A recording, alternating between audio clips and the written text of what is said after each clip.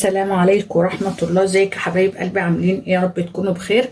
النهاردة بقى نعمل وصفة حلوة قوي. وصفة اليوم ديت انا بلجأ ليها لما بكون عاوزة اعمل وجبة سريعة وحلوة.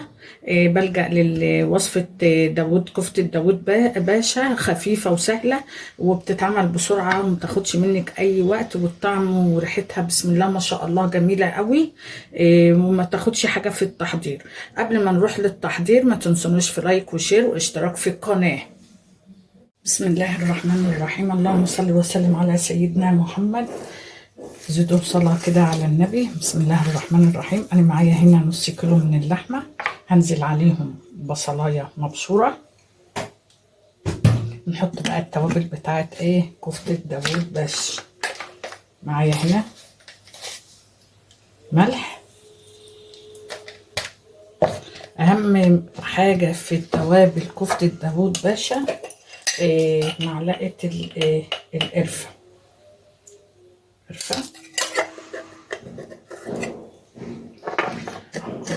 اللهم صل وسلم على سيدنا محمد. معانا هنا فلفل اسمر،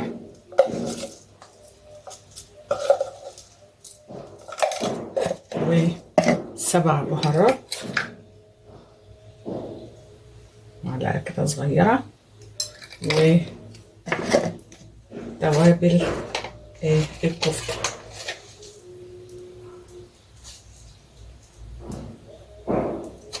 بالشكل ده كده، ولا اسهل من كده.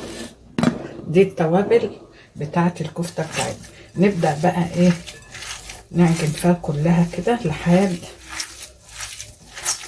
ما اللحمة بتاعتنا تعمل أنسجة معانا، تمام، وتشرب من التوابل كويس. مني لسه مطلعاها فيها فيها حتت لسه جامدة اللحمة.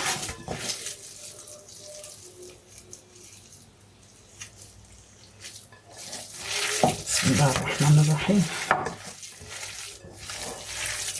اتنيني بقى اقلب فيها كده في اللحمه لحد ما تعمل الانسجه بتاعتها كلها بقى، واللحمه تعمل معاكي انسجه كده. وبعدين تبداي تشكليها، تمام.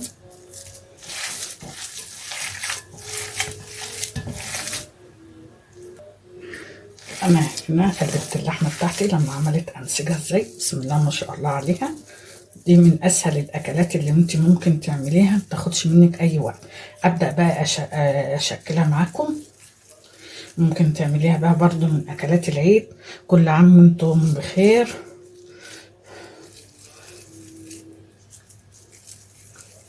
والسنه الجايه نكون كلنا صحبه يا رب على عرفات.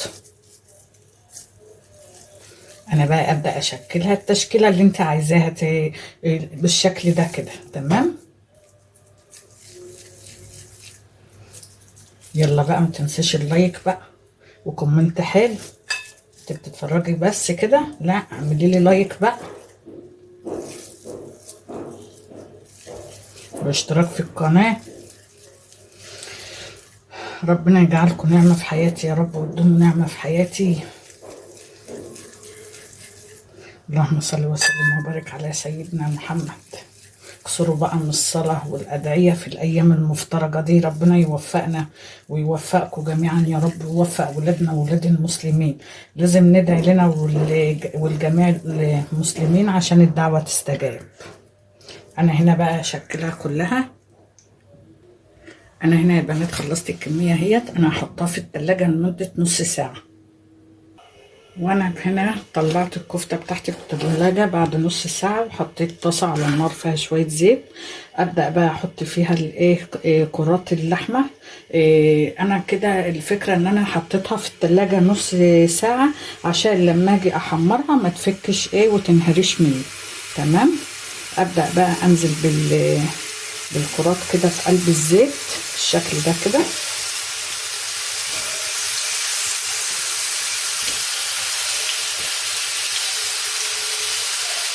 عشان نديها تحمير.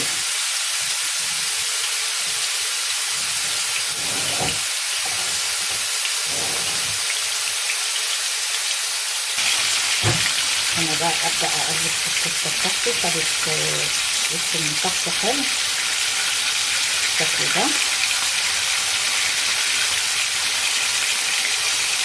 ده تحميره حلوه كده.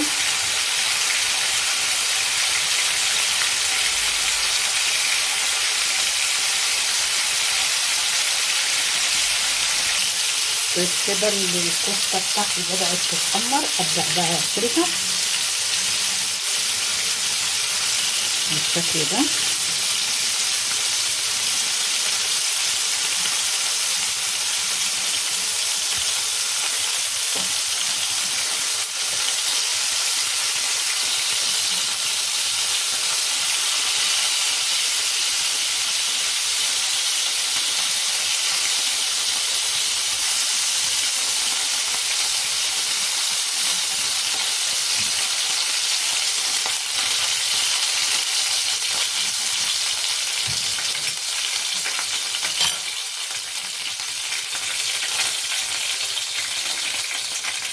انا هنا شلت الكفته، ابدا بقى انزل في نفس الطاسه بمعلقه ثوم بالشكل ده كده.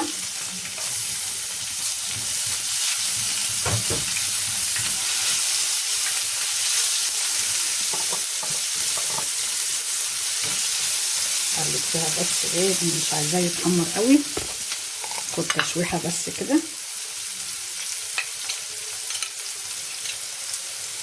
ابدا بقى انزل عليه بمعلقه عصير من الطماطم بالشكل ده كده. بسم الله ما شاء الله، ما اقولكمش بقى على الريحه بقى،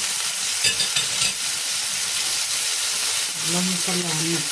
معايا هنا عصير طماطم، ابدا انزل بيه بالشكل ده. انزل بمعلقه من السكر عشان الحموضه بتاع الطماطم. ولا اسهل من كده وصفه، ولا اسهل من كده غدويه. بحبها قوي، من الاكلات اللي خفيفه اللي بحب اعملها، لانها ما بتاخدش اي وقت منك، وفي نفس الوقت بتبقى وصفه حلوه قوي وغدويه حلوه. هبدا بقى انزل بالتوابل، نفس توابل الكفته هبدا انزل بيها. معلقه ملح،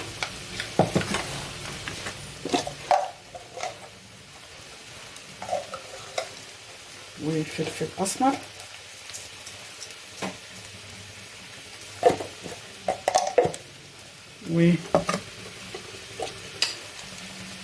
والسبع بهارات بس كده. معلقه قرفه، معلقه قرفه اهي.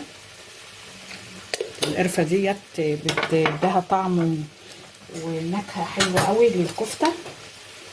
نحط بقى ايه، 7 بهارات معلقه بالشكل ده كده.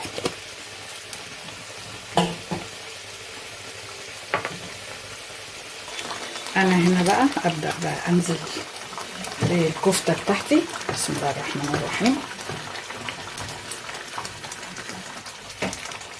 انا نزلت هنا بالكفته، سيبها بقى تشرب بقى من الصوص كده، اسيبها كده في التخديعه لمده 10 دقايق، وبكده بقى يبقى بنات الكفته جاهزه معايا. ابدا كده افضيها. بسم الله الرحمن الرحيم.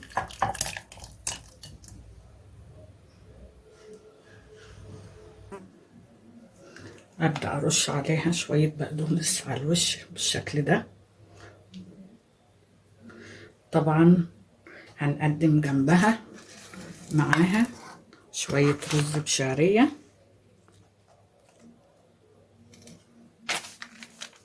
مفيش ابسط من كده وصفه، هو اسهل وصفه ومن الوصفات اللي بحبها لانها سهله قوي. بسم الله ما شاء الله، ريحتها حلوه قوي وخفيفه بجد. وصفه اليوم جميله وروعه. اتمنى يعني ان اتمنى من كل قلبي ان انتم تجربوها. وصفه سهله وبسيطه وجميله. وبكده الوصفة اليوم خلصت يا بنات. أتمنى من كل قلبي تكون نالت إعجابكم، وإن عجبتكم ما تنسونوش في لايك وشير واشتراك في القناة. بحبكم في الله، أحلى متابعين.